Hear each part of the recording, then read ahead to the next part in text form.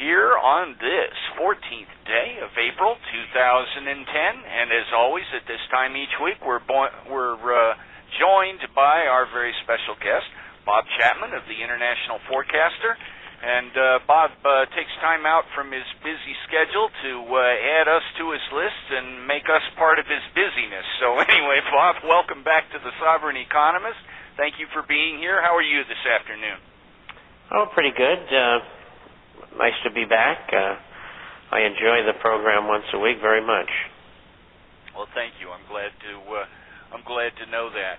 Bob, as always, in the last couple of weeks, we've sort of had some blockbuster issues. If shoes have been dropping out of the Imelda Marcos's closet of the metals market and everything else, and I'm happy to say that I haven't felt like I've been trampled here in the last day or so. So maybe we can look at some other things that are happening today.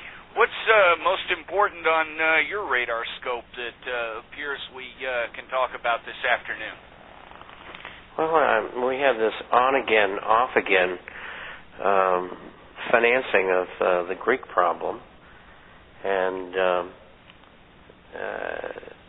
Germany, somebody is filing a lawsuit, a professor from Tübingen University is filing a lawsuit to say that what Germany is doing is illegal. Under the rules of the Eurozone or whatever.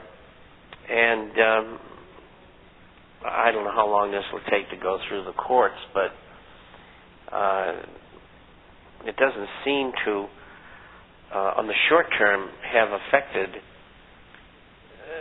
the general feeling that the money will be there one way or the other for Greece to temporarily hold them over. But the $40 billion, I don't know how long it's going to last them, but maybe several months. They'll need more. Their debt is $400 billion, and that's a lot for a small economy that doesn't export much. And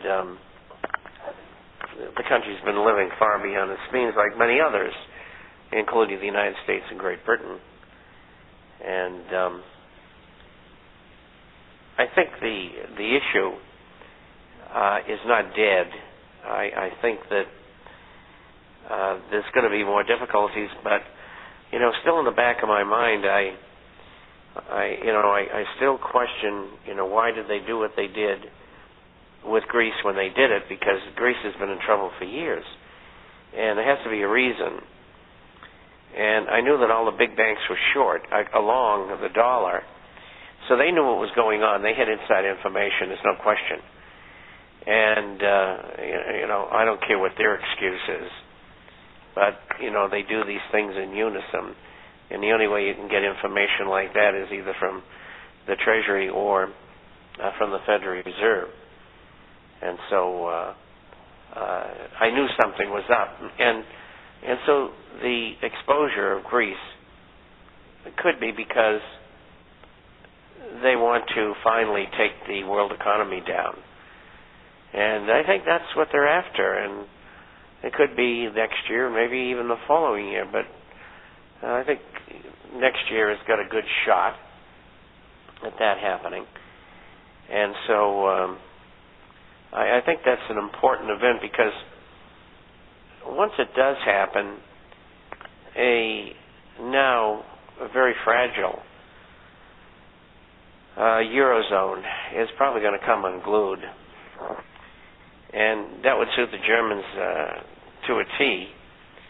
They didn't want to go into the Eurozone. They didn't want to bail out East Germany. They didn't want to join the European Union. They're sick and tired of these alliances and getting blamed for everything.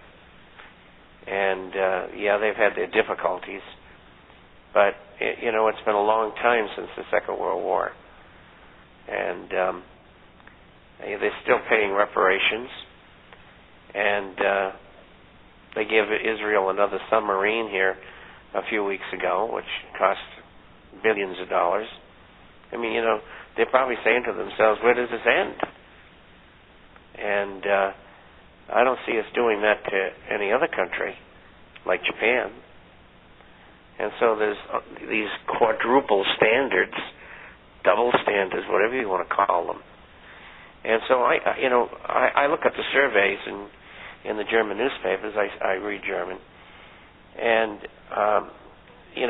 persistently for years, between 69 and 71% of the public has not wanted the euro. They want the D-mark back. And so I think eventually it's going to break up. And they're going to say, we've had enough, and that's it.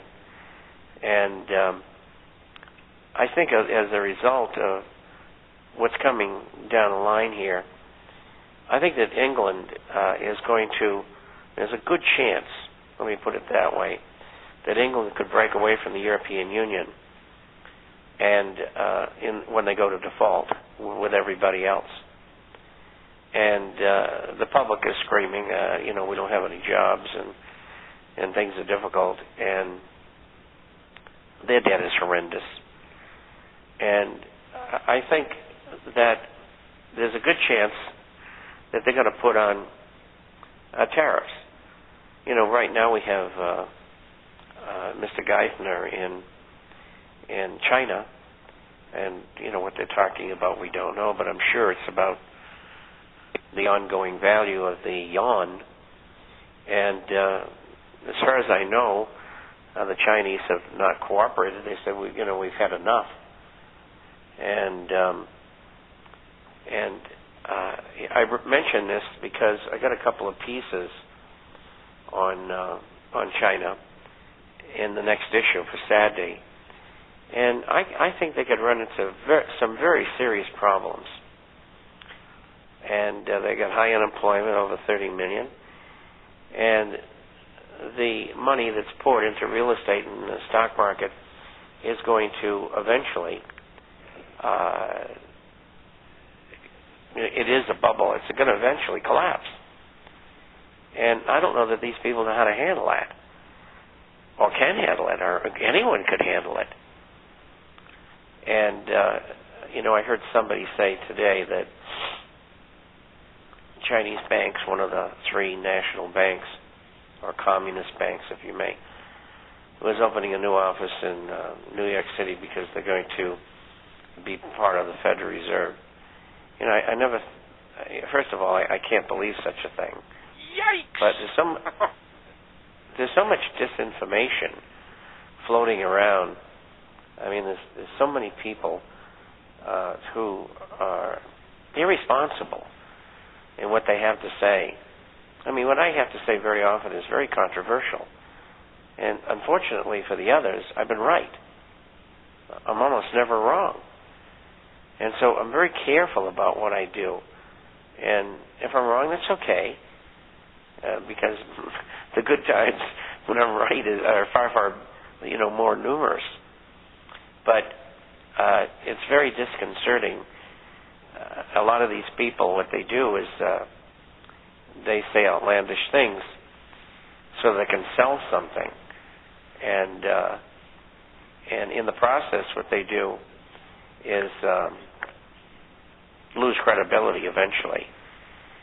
But in the process, they hurt people, and especially in the dates like on such and such a date this is going to happen or that's going to happen, and nothing happens, and they keep on giving these projections, even though they're wrong. And once they're wrong, they never mention it again like it didn't exist before.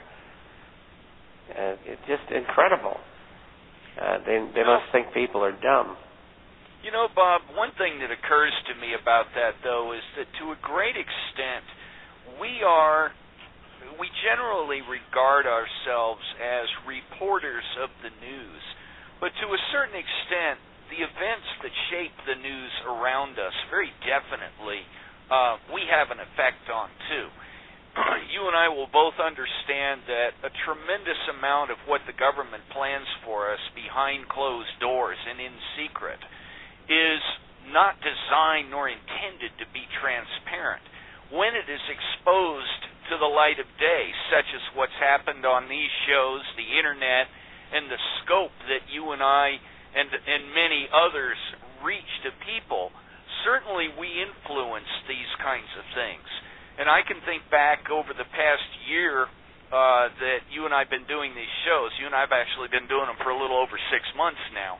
But I can think back to some times when we have made prognostications and we have foreseen things which were probably foregone conclusions until we brought them out to the light of day and forced the planners to go back and rejigger their plans.